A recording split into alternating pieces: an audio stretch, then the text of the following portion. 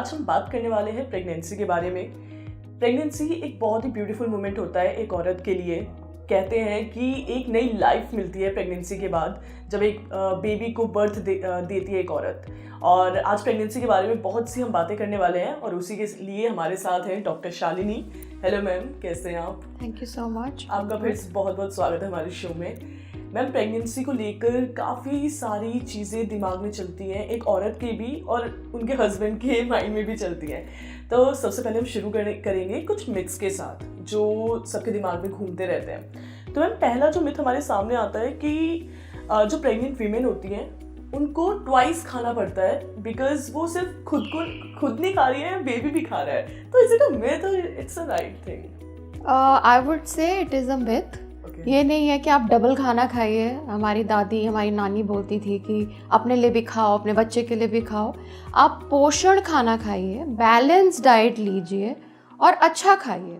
हाँ, आप definitely diet नहीं कर सकते हैं, that is for sure. Okay, and ऐसा कुछ नहीं कि दो लोगों के लिए नहीं, ऐसा कुछ नहीं। और मैम, ऐसा भी बोलते हैं कि अगर आप प्रेग्नेंट हैं तो एक्सरसाइज अवॉइड करनी चाहिए। So is it a myth? This is definitely a myth. जितना आप एक्टिव रहोगे, जितना आप जो एक्सरसाइजेज अलाउड हैं ड्यूरिंग प्रेगनेंसी आप वो करोगे, तो definitely it will help you to have a normal delivery and a healthy child. Okay, and ma'am ऐसा भी बोलते हैं कि स्पाइसी फूड जो होता है वो लेबर पेन में दर्द नहीं करता है, मतलब बहुत हेल्पफुल रहता है। सो ऐसा भी है? नहीं, ऐसा कुछ नहीं है। बिल्कुल भी नहीं है। स्पाइसी, नॉन स्पाइसी, जो आपको अच्छा लगे, जिसके लिए आपके टेस्ट बड्स बने, आप वो खाइए।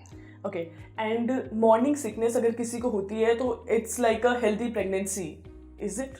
This is also very wrong. Morning sickness, देखिए, it is all very individual. एक लेडी को मॉर्निंग सिकनेस या नोजिया हो सकता है, वहीं दूसरी लेडी को, प्रेग्नेंट वुमेन को, नहीं हो सकता है। तो अगर आपको मॉर्निंग सिकनेस हो रही है तो उसके लिए हम कुछ डूज एंड डोंट्स बताते हैं, इफ़ रिक्वायर्ड कुछ मेडिसिन भी देते हैं। अगर नहीं हो रही है, that doesn't mean you have a unhealthy pregnancy. This is definitely a myth. तो मैम, ये कुछ मिथ्स से जो अभी बर्स्ट हुए हैं। एंड अगर हम क्वेश्चंस की बात करें तो मैम पहला क्वेश्चन यही आता है कि ऐसे कौन से विटामिन्स हैं, सप्लीमेंट्स हैं जो प्रेग्नेंट वीमेन को लेने चाहिए? देखिए, कुछ होते हैं एसेंशियल विटामिन्स एंड मिनरल्स, जैसे फॉलिक एसिड बहुत मस्ट है, जिससे कि एक normal development of the foetus होता है।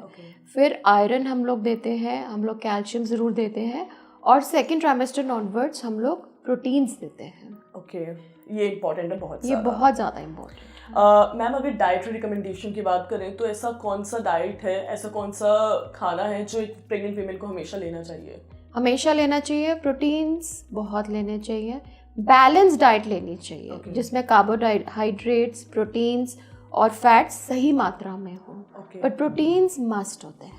ओके, और कुछ ऐसे फूड या फ्रूट हैं जो अवॉइड करने चाहिए? अवॉइड डेफिनेटली आपको पपाया नहीं खाना चाहिए, रॉ पपाया या पका हुआ पपाया, दोनों ही नहीं खाने चाहिए। पाइनएप्पल नहीं खाना चाहिए।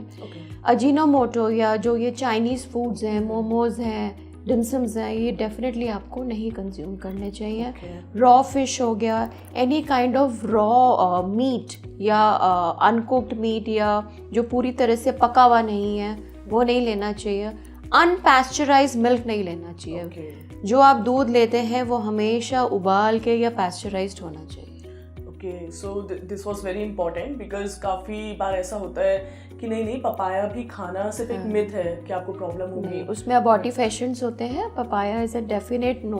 Okay, and ma'am, how much weight gain is considered to be healthy during pregnancy?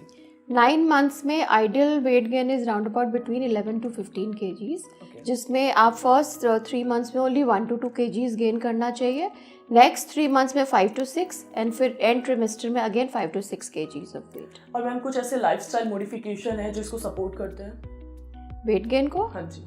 Lifestyle modification, आपको वॉक ज़रूर रखना है, आपको एक एक्टिव लाइफस्टाइल मेंटेन करना है। ये नहीं कि आप बेड रेस्ट पे पड़ गए, unless and until it is a complicated pregnancy और आपके डॉक्टर ने मना किया है कि आप ज़्यादा स्ट्रेस नहीं ले सकते हैं या ज़्यादा वॉक नहीं कर सकते हैं। ओके, और जैसा आपने बोला कि प्रेगनेंसी के दौरान आप एक्सरसाइज और योगा भी कर सकते हैं, जो एक प्रेग्नेंट वुमेन जो कर सकती है, लाइक कुछ इनकी स्पेसिफिक एक्सरसाइज? हाँ जी, हम लोग एंटीनेटल क्लासेस हम लोगों के यहाँ भी होती हैं और हर जगह होती हैं। नहीं तो आप यूट्यूब पे जाइए तो आपको दिख जाएंगे कि आप कौन से प्राणायाम करने चाहिए, कौन से योगा पॉस्चर्स करने चाहिए, कौन सी एक्सरसाइजेज या डीप ब्रीथिंग एक्सरसाइजेज करनी चाहिए which will lead to a normal delivery.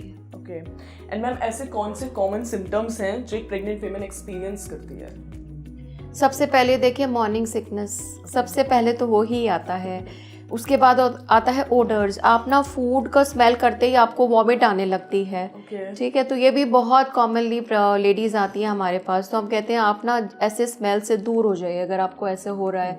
Generally जब माइक्रोवेव में गर्म करते हैं, हीट करते हैं, जो वर्किंग विमेन है तो उन लोगों को बहुत ये कॉमनली देखा गया है। फिर बैक एक is the second most common symptom. इसमें क्या होता है कि आपकी वूम्ब या यूट्रस बढ़ती है तो जो बच्चे का वेट है आपके पेट पे आता है और आपकी जो एब्डोमिनल मसल्स हैं वो वीक होती हैं। इससे जो उसका वज़न या भार है आपके स्पाइन पे जाता है, तो इसकी वजह से बैक एक is the most common symptom any pregnant woman would complain. Okay. Third होता है पीडल एडिमा या स्वेलिंग ऑफ द फीट्स। उसमें ये होता है कि आपका वज़न बढ़ रहा है तो सारा वज़न आपके पैरों पे जाता है, तो उसके लिए आप ना बीच में आप थोड़ा सा रेस्ट लीजिए, एक थोड़ा सा फुट रेस्ट रखिए। आप किचन में काम कर रहे हैं या वेजिटेबल्स काट रहे हैं या अपने ऑफिस में डेस्क वर्क कर रहे हैं तो एक फुट रेस्ट रखिए जिसपे आपके जो फीट हैं थोड़े एलिवेटेड रहें। ओके, एंड मैम जैसे अगर किसी को ऐसी कौन सी प्रॉब्लम है, ऐसा कौन सा सिम्टम है जो नहीं होना चाहिए, एबनॉर्मल है प्रेगनेंसी के दौरान? Spotting is abnormal. अगर आपको ब्लीडिंग हो रही है वजाइनली या स्पॉटिंग हो रही है, that is highly abnormal. Consult your doctor as soon as possible. कोई किसी तरह का वजाइनल डिस्चार्ज नहीं होना चाहिए, वो भी बहुत एबनॉर्मल रहता है। पीडल एडिमा हो रहा है तो आपका ब्लड प्रेशर आप चेक कराते रहिए।